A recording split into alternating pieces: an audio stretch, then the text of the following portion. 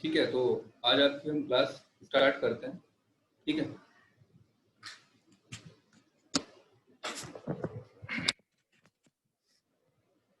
तो जो आपकी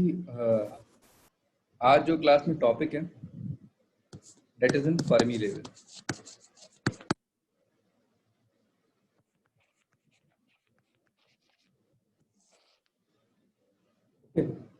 तो सबसे पहले हम स्टार्ट करते हैं कि फर्मी लेवल होता क्या है। देखिए, फर्मी लेवल बेसिकली एक तरह का ये एनर्जी लेवल होता है।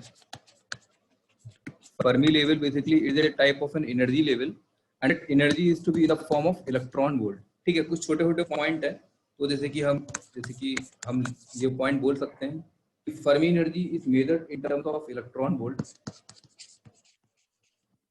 Fermi energy is measured in terms of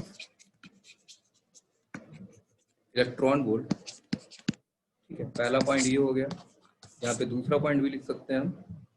Fermi energy is defined as the maximum energy possessed by the electron at 0 kelvin. ठीक है, चलिए थोड़ा सा इसको हम समझने की कोशिश करते हैं। देखिए, अगर इसको समझने की हम कोशिश करें तो आपको पता है कि जैसे कि मैंने आपको इससे पहले बता चुका था कि इस तरीके से हमारा एक एनर्जी सिस्टम डायग्राम होता है। इसमें ये वाला पार्ट हमारा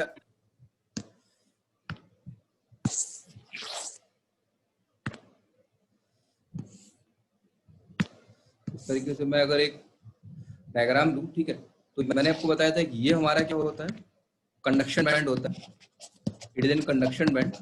और ये हमारा क्या होता है, it's a part of an valence band. ठीक है,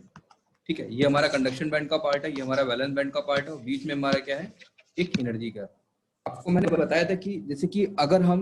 एक सिलिकॉन स्ट्रक्चर को लें और सिलिकॉन स्ट्रक्चर की इस तरीके से बॉन्डिंग है, जब बेसिकली हमारा टेम्परेचर लेस देन 0 केल्विन होता है तो उस पर्टिकुलर पॉइंट पे हमारे क्या कहते हैं कि कोई भी हमारे charge carrier free electron carry concentration होते हैं वो हमारे कंडक्शन बैंड में नहीं जाता है। तो बेसिकली फर्मी लेवल को अब यहाँ पे अगर हम डिफाइन करें, अगर हम फर्मी लेवल को बेसिकली डिफाइन करना चाहें तो बेसिकली हम बोल सकते हैं फर्मी लेवल, अगर फर्मी लेवल को डिफाइन करना चाहें तो देखिए, इसको थोड़ा सा एक एग्जांपल समझते हैं कि आपके घर में एक जो फैन होता है, फैन में बेसिकली क्या होती है, आपकी तीन पंखुड़ियां होती हैं। तो अगर इस फैन को बेसिकली अगर हम स्टार्ट करें, अगर इस फैन को स्टार्ट करें तो फैन क्या करने लगेगा, ये रोटेट करता है। जब रोटेट करेगा तो आपको ये लगेगा कि इसमें कहीं भी आपको ये ब्लैंक स्पेस शो नहीं करता। इसमें अगर आपको ये कहीं भी पर्टिकुलर एक ब्लैंक स्पेस शो नहीं करता तो आप ये बोल सकते हो कि ये आप ये बोल सकते हो कि इसके ब्लैंक स्पेस पे भी आपका जो पंखुड़ी थी वो भी ब्लैंक स्पेस पर आपकी थी। तो इसी तरीके से हम ये इलेक्ट्रॉन्स में बोलते हैं कि जब क्या होता है कि अगर हम इसमें दो केसेस होते हैं, एक temperature less than equal to 0 kelvin होता है और टेम्परेचर एक ग्रेटर देन 0 केल्विन होता है। तो बेसिकली जो temperature less than equal to 0 kelvin में होता है तो क्या होते हैं कि जो इलेक्ट्रॉन्स होते हैं वो इलेक्ट्रॉन बेसिकली वैलेंस बैंड के जो इलेक्ट्रॉन्स होते हैं उनको अगर वो जो वैलेंस बैंड में क्या है आपके बॉन्डेड इलेक्ट्रॉन्स हैं, तो बॉन्डेड इलेक्ट्रॉन्स क्या करते हैं कि बेसिकली एक एनर्जी स्टेट तक जाते हैं और फिर वापस आ जाते हैं, फिर एक एनर्जी स्टेट तक आते हैं, फिर वापस आ जाते हैं, फिर एक एनर्जी स्टेट तक आए वापस आए, फिर वापस आए, फिर आए। तो बेसिकली देखा जाए तो यहाँ पर इसके बीच में कोई भी डिजायर्ड एनर्जी स्टेट नहीं है, डिजायर्ड एनर्जी स्टेट नहीं है। अगर इसको ईसी बोले और इसको अगर हम ईवी बोले, इस पॉइंट को अगर ईसी बोले और अगर इस पॉइंट को हम ईवी बोले, तो देखा जाए तो इनके बीच में कोई भी डिजायर्ड एनर्जी स्टेट नहीं है। पर बेसिकली टेम्परेचर जब लेस देन 0 केल्विन होगा तो उस पर्टिकुलर केसेस पे हमको ये लगेगा कि हमारे बेसिकली क्या था कि इलेक्ट्रॉन एक पॉइंट तक आए, फिर वापस आया, फिर वापस आए। तो इस तरीके से हम ये बोल सकते हैं। ठीक है, तो बेसिकली एक थोड़ा सा क्वांटम स्टेट्स का पार्ट देख लीजिए। थोड़ा सा मैं फिर से वर्ड फिगर ड्रॉ करता हूँ।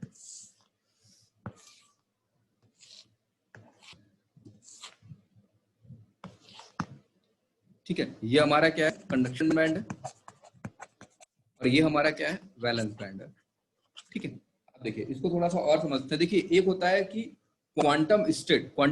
का मतलब क्या होता है। देखो, ये क्वांटम स्टेट से मतलब जैसे कि आपको पता है ना क्वांटम स्टेट्स के बारे में। देखिए थोड़ा सा इसको मैं कुछ स्टेट शो कर देता हूँ यहाँ पे।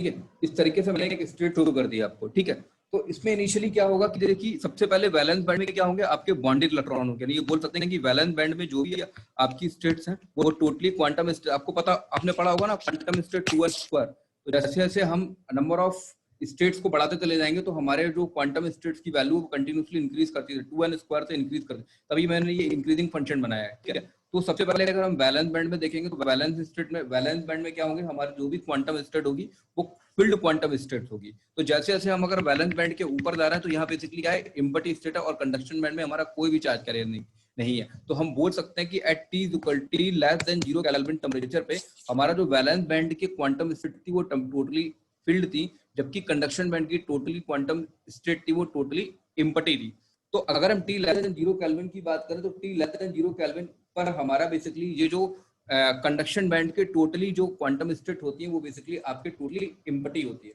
तो कंडक्शन बैंड की जो भी आपकी टोटली क्वांटम स्टेट है वो बेसिकली क्या है आपकी एम्प्टी है। ठीक है, बट अगर हम क्या करें कि अगर हम टेम्परेचर की वैल्यू को कंटिन्यूसली इंक्रीज करना स्टार्ट करें, अगर हम टेम्परेचर की वैल्यू को ग्रेटर, आपको ये भी पता है कि T लेस देन 0 केल्विन पर कोई भी सेमीकंडक्टर मटेरियल कैसे वर्क करता है, एज ए इंसुलेटर की तरीके से वर्क करता है। तो हमें तो ठीक है, तो अगर बेसिकली हम टेम्परेचर की वैल्यूज को कंटिन्यूसली इंक्रीज, तो हम ये मान लेते हैं कि T less than 0 kelvin temperature पर हमने माना कि जो भी हमारी क्वांटम स्टेट फिल थी वो हमारी क्वांटम स्टेट कुछ इस पर्टिकुलर पॉइंट तक फिल थी। जैसे जैसे अब हमने जब टेम्परेचर की वैल्यू को इंक्रीज करना स्टार्ट किया,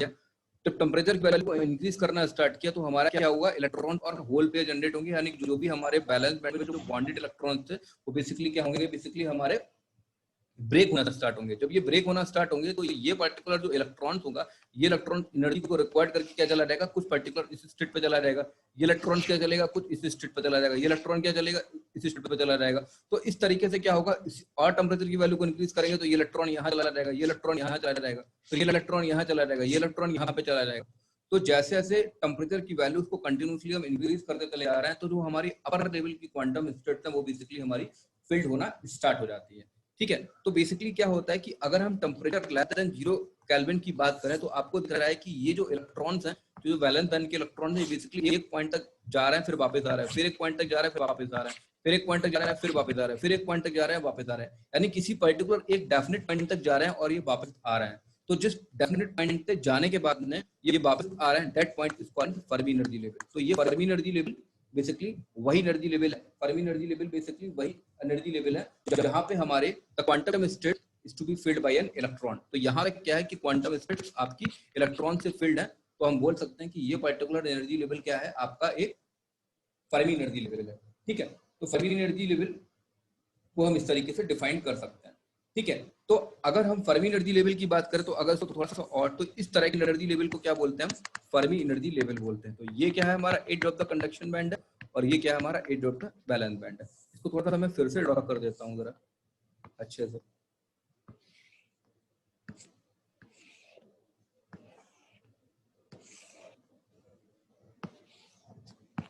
ये क्या हो गया, edge of the conduction band हो गया, ये क्या हो गया, एज ऑफ द बैलेंस हो गया, और बीच में कहीं हमारा क्या होगा, बीच में हमारा क्या होगा, बीच में कहीं हमारा क्या होगा, बीच में कहीं हमारा होगा फर्मी एनर्जी लेवल।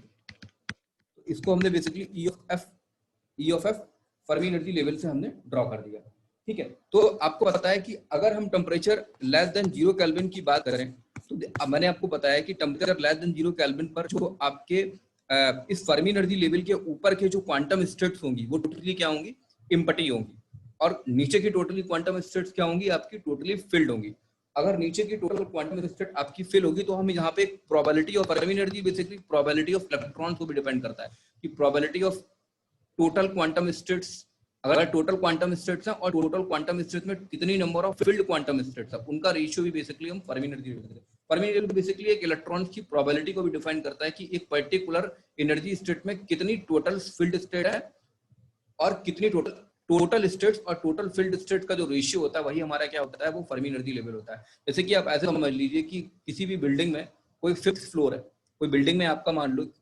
लीजिए आपके बिल्डिंग में कोई 5th फ्लोर है, उस 5th फ्लोर में मान लीजिए 10 कमरे हैं और 10 कमरे में से 5 कमरे क्या है, आपके फील्ड है, 5 कमरे क्या है, आपके फील्ड है। तो उसकी प्रोबेबिलिटी कितनी हो जाएगी, टोटल कमरे 5th फ्लोर पे कितने हैं, 10 है, और टोटल फील्ड कितने हैं, फील्ड से मतलब उसमें कितने लोग रह रहे हैं, टोटल मान लीजिए एक बिल्डिंग है जो कि कोई बिल्डिंग है जो कि 10 फ्लोर की है और उस बिल्डिंग में हमने सिर्फ एक 5th फ्लोर को कंसीडर किया और ये कंसीडर किया कि उस 5th फ्लोर बेसिकली जो 5th फ्लोर है वो बेसिकली क्या होगा आपका एक फर्मी एनर्जी लेवल हो जाएगा और उस फर्मी एनर्जी लेवल हो गया आपका 5th फ्लोर और उस पर्टिकुलर 5th फ्लोर में कितने नंबर ऑफ आपके फ्लैट्स हैं तो वो क्या हो जाएंगे टोटल क्वांटम स्टेट्स हो जाएंगी और मान लिया कि उस 5th फ्लोर में आपके 10 फ्लैट्स हैं तो क्वांटम स्टेट कितनी हो गई 10 हो गई और उन 10 पर्टिकुलर फ्लैट्स में कितने लोग रह रहे हैं मान लिया कि उस 10 फ्लैट्स में 5 लोग रह रहे हैं तो फील्ड क्वांटम स्टेट कितनी हो जाएंगी 5 हो जाएंगी तो टोटल प्रोबेबिलिटी कितनी हो जाएगी 1.2 हो जाएगी। ये चीज आपको समझ में आ गई होगी, ठीक है। तो इस तरीके से हम फर्मी एनर्जी लेवल को डिफाइन कर सकते हैं। तो हमने इसके लिए हम इस तरीके से हम फर्मी एनर्जी लेवल के लिए प्रोबेबिलिटी को डिफाइन करते हैं। तो देखिए अब मैंने आपसे बोला कि टेम्परेचर जब लेस देन 0 केल्विन होगा, जब टेम्परेचर लेस देन 0 केल्विन होगा तो मैंने बोला कि जो इलेक्ट्रॉन्स होंगे वैलेंस बैंड के वो इस पॉइंट तक आएंगे फिर वापस हो जाएंगे, फिर इस पॉइंट तक आएंगे फिर वापस हो जाएंगे, फिर इस पॉइंट तक वापस हो जाएंगे, फिर इस पॉइंट तक वापस हो जाएंगे, फिर इस पॉइंट तक वापस। तो आप बोल सकते हो कि अगर हमारा एनर्जी का लेवल लेस देन अगर हमारा एनर्जी का लेवल जो एनर्जी है वो हमारा एनर्जी अगर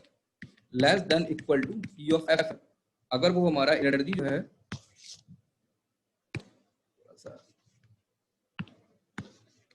ठीक है, अगर हमारा एनर्जी जो है वो less than equal to F है तो उस केसेस पे प्रोबेबिलिटी हमारा कितना है फर्मी एनर्जी लेवल का प्रोबेबिलिटी कितना है, फर्मी एनर्जी लेवल का प्रोबेबिलिटी कितना है 1 है, हम बोल सकते हैं ना। और अगर हमारा एनर्जी ग्रेटर देन EF है तो उस केसेस में हमारा probability of Fermi energy level कितना है, प्रोबेबिलिटी कितना हो जाएगा, प्रोबेबिलिटी हमारा 0 हो जाएगा क्योंकि इस पॉइंट के ऊपर तो कोई हमारा फर्मी एनर्जी लेवल नहीं है ना, जब इस पॉइंट के ऊपर हमारा कोई भी फर्मी एनर्जी लेवल नहीं है तो फाइनली हमारा प्रोबेबिलिटी कितना हो जाएगा 0 हो जाएगा। तो ये जो केस था वो था temperature less than equal to 0 kelvin का केस। अब कंडीशन आती है कि अगर हम टेम्परेचर की वैल्यू को इंक्रीज करते हैं तो क्या होगा। अगर आपको पता है जब हम टेम्परेचर को greater than equal to 0 kelvin करेंगे, जब आपको पता है जब टेम्परेचर को हम greater than equal to 0 kelvin करेंगे, ये केस नंबर 2 है, वो केस नंबर 1 था, ये क्या है केस नंबर 2 है। केस नंबर 2 क्या है, जब टेम्परेचर आपका ग्रेटर देन 0 केल्विन हो। इसको मैं फिर से ड्रॉ कर लेता हूं एक बार डायग्राम को।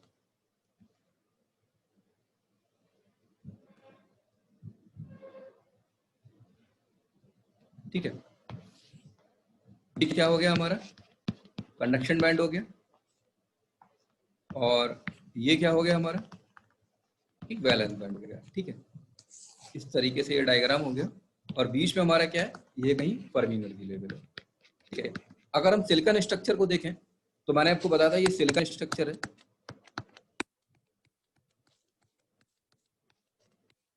ठीक है, अगर आप टेम्परेचर की वैल्यू को इंक्रीज करोगे तो मैंने आपको बताया था अगर हम टेम्परेचर की वैल्यू को इंक्रीज करेंगे तो ये हमारा बॉन्ड क्या होगा, ब्रेक होगा। अगर ये बॉन्ड हमारा ब्रेक होगा तो क्या होगा, वैलेंस बैंड के बॉन्डेड इलेक्ट्रॉन बैंड आपके ब्रेक होंगे और बैंडेड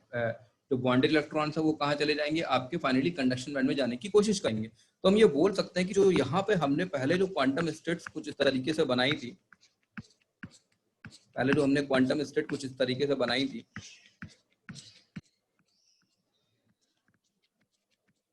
जो पहले की कुछ फील्ड क्वांटम, ये सारी की सारी आपकी क्या थी, फील्ड क्वांटम स्टेट, ये सारी की सारी आपकी क्या थी,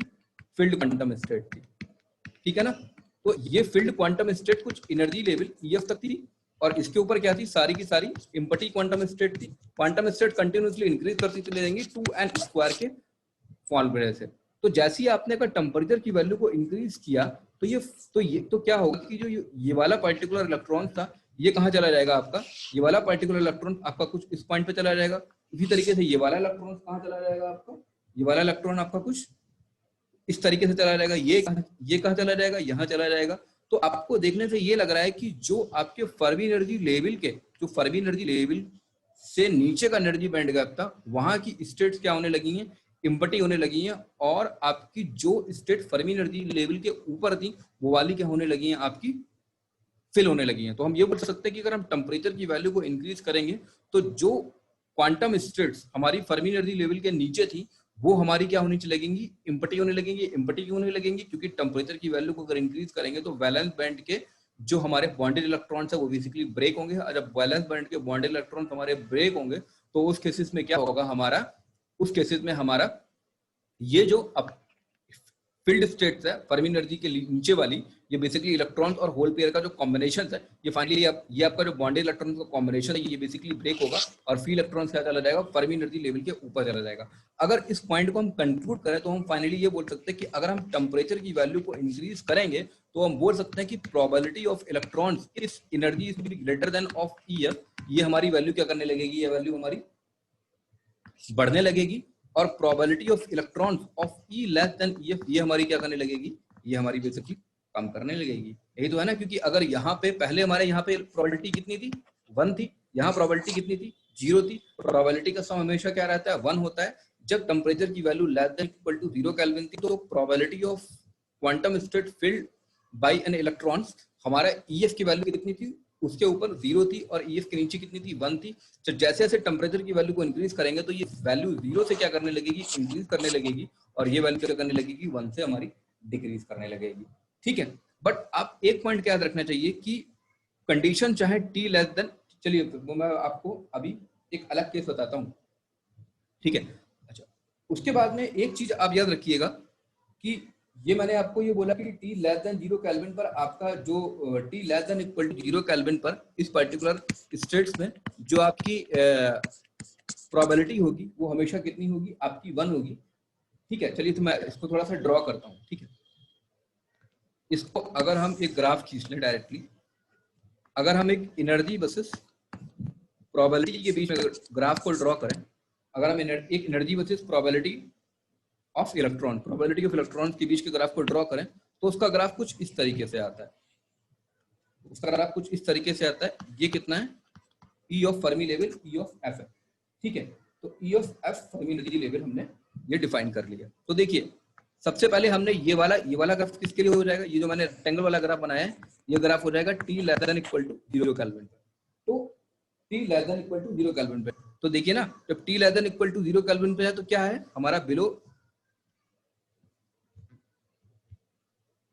T less than equal to 0 kelvin पे अगर हम देखें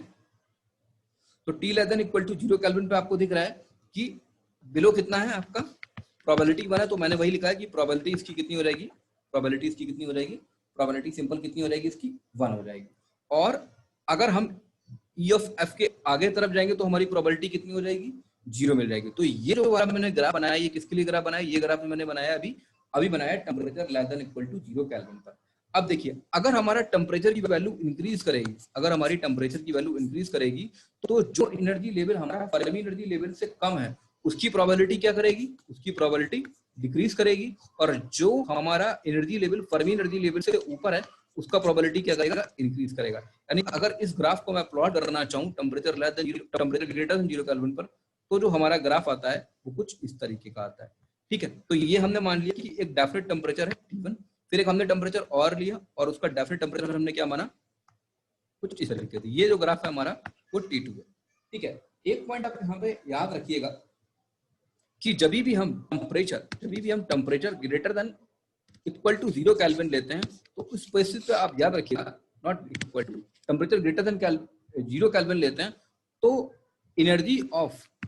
eight E equal to E F पे जो प्रोबेबिलिटी होती है वो पी इक्वल टू कितना होता है, 1/2 होता है। अगर टेम्परेचर की वैल्यू 0 केल्विन पर है तो टेम्परेचर की वैल्यू 0 केल्विन पर क्या होता है कि जो हाफ स्टेट्स होती हैं वो टोटली फिल्ड होती हैं, और half state at Fermi energy level, मतलब देखिए फर्मी एनर्जी लेवल ये है ना, तो फर्मी एनर्जी लेवल हमने मान लिया कि स्टेट्स कौन सी है, फर्मी एनर्जी लेवल की हमने मान लिया ये स्टेट्स है सारी, ये फर्मी एनर्जी लेवल का स्टेट्स है। तो हमने at T equal to greater than 0 kelvin पर हमने देखा है कि कुछ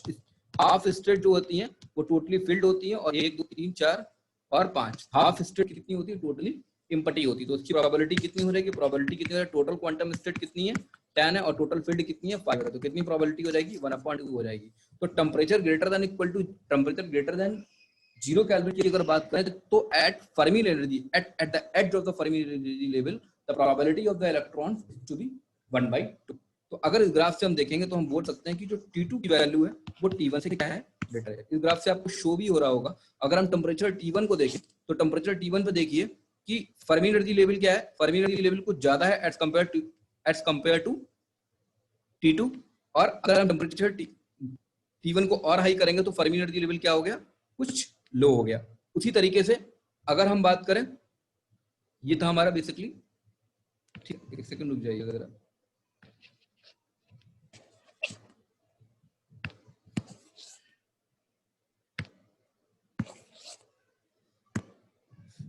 तो देखिए अगर इस ग्राफ को देखें आप, तो ये वाला ग्राफ मैंने माना किसका, ये वाला ग्राफ जो है हमारा किसका है, ये वाला ग्राफ मैंने माना T1 का है, और ये वाला ग्राफ किसका है, T2 का है, ठीक है। तो देखिए अगर फर्मी एनर्जी लेवल देखिए, अगर E की वैल्यू EF से ज्यादा है तो T1 देखिए, T1 क्या है आपका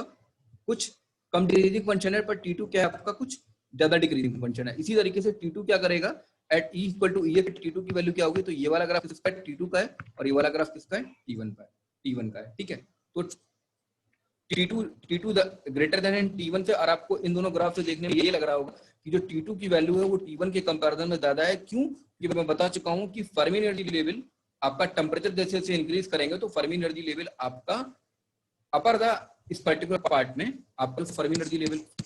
फर्मी जो आपका क्वांटम स्टेट होंगी वो मोर से मोर ज्यादा फील्ड होंगी, क्वांटम स्टेट मोर से मोर